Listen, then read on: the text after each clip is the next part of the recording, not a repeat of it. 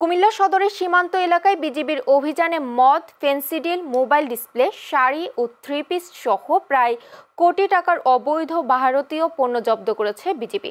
শুক্রবার সকালে মাদক ও ভারতীয় পণ্য জব্দের বিষয়টি নিশ্চিত করেন কুমিল্লা ১০ বিজিবির অধিনায়ক লেফটেন্যান্ট কর্নেল মীর আলী এজাজ। তিনি জানান, শুক্রবার ভোরে গোপন সংবাদের ভিত্তিতে বিবির বাজারের গোলাবাড়ি গোমতী নদীর পাশে অভিযান পরিচালনা করে ৩০০ লিটার মদ, ৩.৫ ক্যান বিয়ার, ১০০ বোতল স্কাফ জব্দ করে। এদিকে অপর অভিযানে মালিকবিহীন অবস্থায় ১,২৪০ পিস অবৈধ ভারতীয় মোবাইল ডিসপ্লে ও ১,৭৪৫ পিস বাজি জব্দ করা হয়, যার বাজার মূল্য ৬২,৬০,৪০০ টাকা। এছাড়া গঙ্গানুর স্থানে অভিযান চালিয়ে মালিকবিহীন অবস্থায় ৪৩৩ পিস ভারতীয় শাড়ি ও ৫৭ পিস থ্রি পিস আটক করে।